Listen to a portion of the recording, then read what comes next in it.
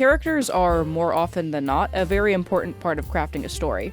In storytelling, a character is some form of being that extends the plot and pushes the narrative forward.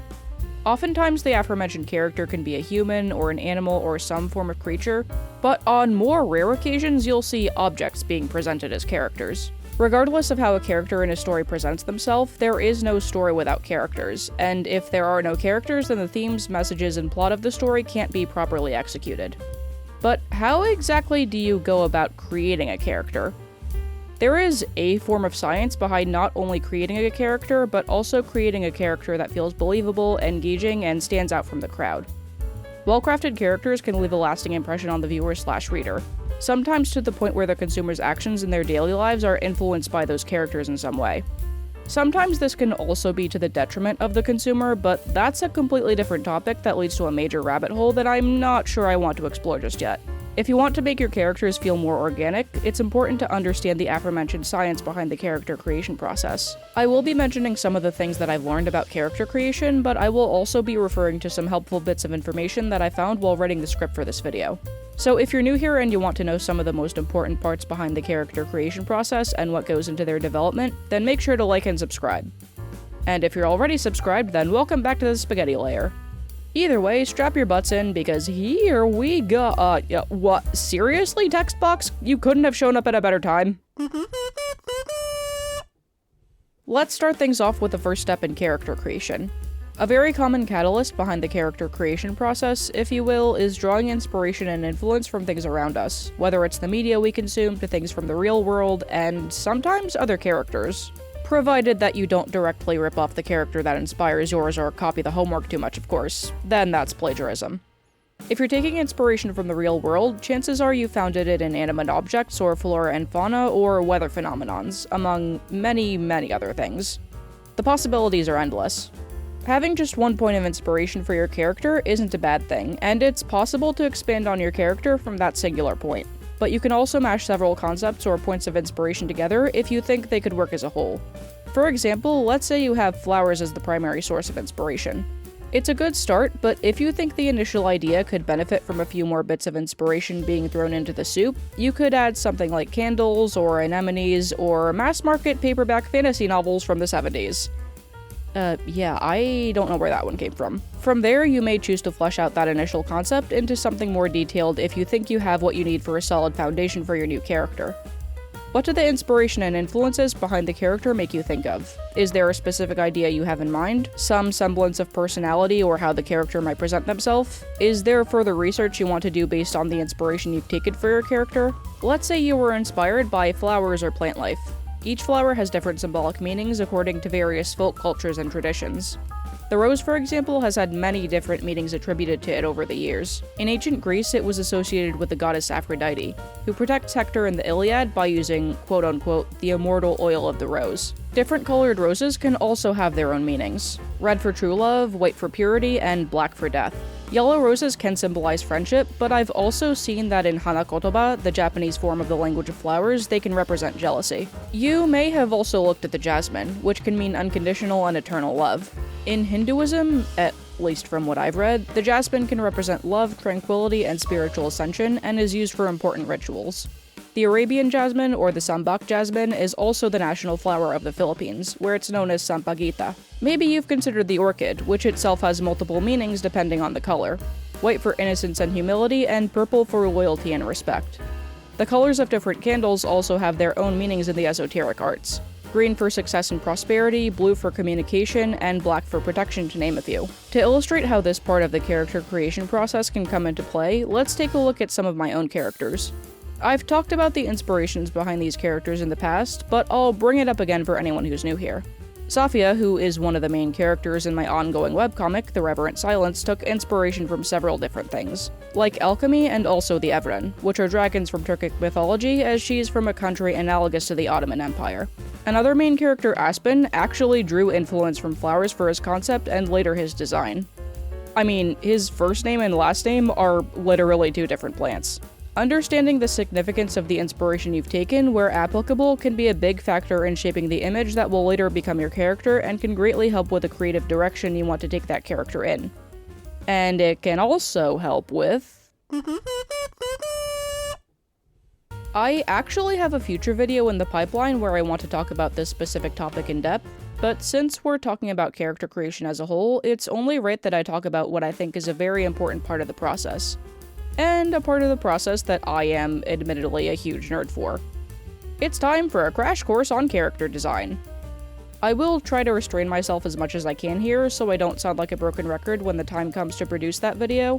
So I'll just talk about the elements of character design that pertain to the topics I'm going to mention in this video. Character design is about putting a face to your character, whether that's in the literal sense or more proverbial. It's one of, if not the biggest part of their visual identity, and the first indicator to the viewer of who they are, and what kind of role they play in the story, among several other things. Circling back to the inspiration phase, the character design process is also the perfect opportunity to let the inspirations that influenced your character shine through, whether that's through the overall aesthetic or through some more subtle motifs. The inspirations that I mentioned for Safia can be seen throughout her design. Her dragon-like traits are readily obvious, but you can see patterns on her outfit that were inspired by alchemical symbols as well. Aspen's floral motif is also pretty obvious, right down to the shape of his pupils. A more subtle example for my own characters is Emmerich, who I had a sort of librarian aesthetic in mind for since he is an archivist. I also had a judge-type concept for him, but I went more towards the librarian angle. Colors can also be valuable in a character's design and can indicate things like personality, aesthetic, or even what kind of power they have.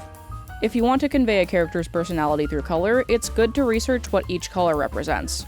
Yellow is a color that can represent joy, warmth, and positivity, while purple may evoke royalty, elegance, and spirituality. Or you could go for gold, which can mean illumination and wealth, or silver, which can symbolize intuition. You could choose brighter and more saturated versions of those colors if you're designing a character who's more outgoing and extroverted, or more muted and darker versions of those colors if you're designing a character who's more withdrawn. Of course, you can make exceptions to these rules. And breaking the rules for things like personality and power type is something that I personally encourage here, since it can be a great way to subvert the reader or viewer's expectations. One example of this is the main antagonist of my webcomic, Marielle, who I also affectionately refer to as Scary Owl Lady. Her mellow and brighter color scheme would make her look warm and unassuming at a glance, but in actuality, she's the complete opposite of that. Something to keep in mind is that you should always find a middle ground when it comes to detail. Don't give them so many details to the point where they're hard to draw, but don't give them so few details that there's nothing for the viewer to latch onto. Although this rule can vary depending on the demographic of your story. You should also give your character an aesthetic that's unique to them. Try not to have multiple characters look too similar if you want them to stand on their own. Unless they're related or in the same faction, just to name a couple of exceptions. Personality is a very important part of character creation, and it's usually the primary driving force behind how your character behaves and one of the aspects that influences the decisions your character makes in the story. While a character's personality can be a list of traits, it can also be a matter of their own likes and dislikes and how they feel about and view the world and the people around them. Something that I like to do is sit with the idea of my character for a bit and figure out how they would behave, and sometimes let their personality traits come naturally. Are they introverted or extroverted? Are they a logical thinker, or do they let their emotions judge their decisions? Do they like spaghetti or rigatoni? Actually, maybe I shouldn't use that one as an example. If you want a better understanding of your character's personality, another thing you can do is figure out their Myers-Briggs type indicator. If that's something you're into, of course. Where are my fellow INTJs? I'm trying to see something. The MBTI assessment sorts its participants into one of 16 different personality types based on indicators in 4 different categories, and reveals how aspects of one's personality determine how they operate and interact with the world around them. Alternatively, you can also research established character archetypes to see which ones might best fit your character. For example, you might draw inspiration from the Jester, who provides comic relief but can also speak some important truths. Or maybe the Explorer, who, true to their title, is naturally driven to explore the unknown. Or the Observer, a philosophical figure who quietly witnesses everything that goes on around them. There's nothing wrong with having your characters fit established archetypes, and it can be a great starting point if you don't know where to begin. However, if you're too strict in sticking to the archetypes you've selected, you can run the risk of having your characters be cliched and therefore not as engaging as they can be. If you want to avoid cliches and make your characters stand out, it's always good to put a twist on those archetypes, or have them do something that isn't expected of the archetype you've put them in. Like a magician who would normally have special insight and powers, but turns out to be a huge fraud or something. Oh boy, time to give 14-year-old me an aneurysm. Something that a beginner or inexperienced storyteller may overlook in the process of character creation, and a crucial part in creating a multifaceted and more human-like character, is giving your character depth. Namely, personal flaws and motivations, something that just about all of us in the real world have. Now, you could make your character perfect in every way imaginable, but I won't lie, characters like these are not as memorable. And characters like these fit a characterization term you might be familiar with: the Mary Sue, aka the Gary Stew. The Mary Sue is a derogatory term that originated in the 1970s in fanfiction circles, specifically Star Trek, used for a character that is either a self-insert used solely for wish fulfillment, or a character who is idealized and talented at absolutely everything with no meaningful flaws, even though they may have a tragic backstory. The term Mary Sue usually applies to female characters, while Gary Stew refers to male characters, but some people have applied the former term without gender barriers. An article from the website Studio Binder also states that the term is frequently misused online and used to refer to a character with a cliched backstory, a poorly written character, or a female protagonist that the viewer/reader dislikes. And there are also some individuals who unfortunately use the term for thinly veiled misogyny against female characters in prominent roles, but that's another can of worms. If you're looking to make your characters more memorable, we need to look at flaws, motivations, and weaknesses. And here I'm referring to meaningful flaws that actually have the potential to hold your character back and influence their actions in their daily lives, not just them being clumsy or something. Although that can also be an endearing trait. Flaws are negative qualities that can come in many different forms, from ones that have a minimal impact on a character's life to ones that can directly harm them in the long run. Minor flaws can include things like stubbornness, but they could also be preoccupied with their appearance, be unfathomably lazy, or be extremely prideful and rarely, if ever, admit to being wrong. Some more major flaws could be things like arrogance, greed, hypocrisy, having a short temper, or even being cruel or manipulative. Weaknesses are more situational compared to flaws, but they can also stem from flaws too. These weaknesses can be things like low self-esteem or confidence, anger issues, social anxiety, or an inability to trust others. But they can also be things like perfectionism or a lack of confidence.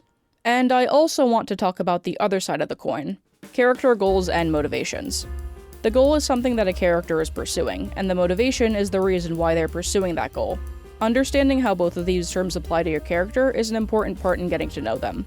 There are two kinds of character motivation: external, in which an outside force gets your character to act towards their goal, and internal, when the drive to act on a goal comes from within the character themselves. Examples of external motivation can include the need to escape a conflict or the pursuit of fame and recognition, while internal motivators can be the need to understand oneself or the pursuit of internal strength. Nadia, the protagonist of my webcomic, wants to know how she ended up with the crystallized human heart that is now keeping her alive after an incident in her past that should have destroyed her, and also an incident that she doesn't remember. And this leads her to interact with the main villains, which all pose as some sort of self-help counseling group. Teresa, the main character of another one of my projects that's currently in the pipeline, lost her sister several years before her story begins, and her need to figure out the circumstances behind her sister's death is what leads her to join an organization of knights that can wield elemental magic. As for a notable example from other media, you may be familiar with the 2008 dystopian novel The Hunger Games, and also a book that I was obsessed with in high school. The main character Katniss's goal is to win the titular horror nightmare death battle that takes place over a majority of the book itself, influenced by her motivation to provide for and protect her family as she volunteers to take her sister's place in the games. Now, in light of what I said at the beginning of this section, I have a confession to make. Time to go back to 2012 and revisit very oblivious 14-year-old me. I understood the importance of the goal at the time, but I completely threw the concept of motivation out the window. Younger me really looked at the motivation idea box and said, "Ew, what's this?" I was so naive that I unironically thought characters didn't need motivation in order for them to be good. But a lack of this trait is, more often than not, a detriment to your character. I was probably 16 or 17 when I understood why motivation is so important. And it was probably a few years later when I began to understand things like flaws and weaknesses. But until that point, just about my entire thought process boiled down to, write cool stuff, I guess, and that was it. Kind of ironic when you consider the magic system in my current webcomic project is fueled by a person's ambitions and motivations. There's nothing wrong with putting cool stuff in, of course, but there has to be a rhyme and reason as to why the cool stuff is there in the first place, and understanding your character's flaws and motivations will help you find that reason. A character's backstory is what shaped the character prior to the first chapter of the story that they're in, should you choose to put them in one, and should ideally answer the question of where your character came from and what they went through in their past, while also informing the action of the main narrative. If you want to maximize your story's immersion factor and make your audience forget that they're reading or viewing your story, it shouldn't seem like the character just materialized out of thin air right at the start without any prior in-universe experiences. Or maybe they actually did, but if they come into being right at the start of the story, there should be a chain of events that directly and/or indirectly resulted in their creation. While you should know the most important points behind your character's backstory, it's okay if you don't know every single detail before going into the first draft. Fleshing out the more minor details usually comes later, but when you're going into writing the story itself, it can be very beneficial to know the basics of the character's backstory, as it can be a great way to understand how that character will behave during crucial moments in the story, like a plot twist, and it also provides a foundation for their flaws and motivations. However, if there's a detail about their past that isn't relevant to the main narrative, you're probably better off leaving it out. It's helpful for both you and the reader to only include information that is necessary to the story itself, even though you can always include a few fun facts about them in your production notes as I do. To flesh out a character's backstory, you should first begin with the basics: age, gender, education, economic status, and something that I try to figure out early on personally, one defining moment that happened in their past, like a failure they experienced or a life-changing conversation or the loss of their entire pasta stash or something. Then you can branch out into other minor details or other details that are important to your character's backstory. While you can and should reveal pieces of your character's past as the story progresses, or in other words, layer the backstory into the action of the narrative, it's important that you don't go info dumping all at once. Long blocks of exposition like that can disrupt the flow of the story and ruin the immersion factor for the reader. If you're lost on how to create a backstory for your character, some tips that can help you include drawing on your own life. In fact, a lot of my characters have aspects of their backstory that were in some way influenced by my own experiences. You can also draw influences from the books you read or the shows that you watch, again, without copying the homework too much. Or start with what you know off the top of your head and then go from there, working backwards if you have to. Now for the last part of the character creation process that I want to discuss. If your character is meant for some type of story, they should go through a character arc and character development, usually influenced by the plot and the circumstances around them. The character you meet at the beginning of the story and who they are at the end of the story are often vastly different from each other. And in more extreme cases, that same character might come out of the end of the story a completely different person. I mean, you probably don't want to spend your entire life in a state of stagnation, so why have your characters experience that? Before we talk about character development, let's first talk about character arcs. A character arc is a character's personal journey over the course of their story, usually including an internal transformation that is influenced by an external one. What makes the character arc different from the story arc is that the story arc is a series of events that moves the story itself along, as opposed to the characters. However, the events that take place within the story arc will typically force your character out of their comfort zone and get them to change, which in turn influences their development. When you're drafting an arc for your character, some things you should know include the outcome the character believes will solve their problems and make them happy, as well as what they fear and what they actually need. You could also include some sort of backwards philosophy or perspective that guides their decisions. Your character could be unaware of what they need at the start of their story, or they might be aware of its existence and just reject it entirely. Regardless of whether you've established your character's personal goal at the stage, you should make it hard for them to achieve that goal. Like, really hard. Almost impossible, even. Make them confront their fear, expose their flaws to the world around them, and maybe all of their friends. Have them fail at fixing something they believe is in their control, the list goes on. It's fine to give your character a breather while their whole world is burning down around them, but what can I say? Angst is fun! At some point, however, your character will either have to change or suffer the consequences, whether that change is for the better or not. A point of no return scenario, if you will. In some cases, however, your character might not change at all, even if another character poses the question of whether or not they'll be better off changing. But after everything has been said and done, the character's change results in the outcome of their arc. Is the outcome something that reaffirms the character's worldview that they had at the start of the story? What does their new life look like after everything that's happened? Are things better or worse for them? Character development can and typically is influenced by the character arc itself. That's my 2 cents at least. Character development can be positive if the character becomes a better person through the events of their arc, or negative if the character gives into their weaknesses or their desires and becomes worse off than they were originally. They can also transform in a major external way by gaining something like skills or power. And occasionally you'll get a character who won't change that much, like side characters or protagonists for genres like mystery.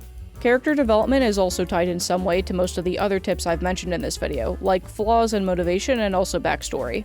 Whatever the case, character development is typically influenced by the decisions your character is forced to make as the story progresses, as well as how their own arc and what happens around them influences them. They're never the exact same person they were at the start of their story. And that's everything you need to know when it comes to character creation and development. If you've been stuck in regards to creating ideas for new characters and fleshing out those ideas, then hopefully this video was helpful in some capacity. And hopefully this video also helped if you want to know how to make your characters more engaging and relatable. I will admit there are some sections that I mentioned in this video that I still need to work on, but I always do my best to keep the aforementioned tips in mind when creating new characters. And I actually learned some things while doing research for the video as well. So if it helped for me in some way, then I'm sure it can also help for other people. But anyway, that is going to do it for this video. If you like this video and you want to see more from me, make sure to like, share, subscribe, and tune in every other Friday for art-related videos and other quality shenanigans. If you want to support me further, please check out my other social media accounts as well as my Ko-fi and my Etsy shop, which are all in the description. And there may be a Patreon and YouTube memberships coming soon, so stay tuned for news on that also. And lastly, if you made it this far, leave a popcorn emoji in the comment section below. And remember to keep things civil in the comments, or I will put a whoopee cushion in your chair when you least expect it. And yeah, that's about everything. Happy 2015, Happy New Year, and thanks for watching.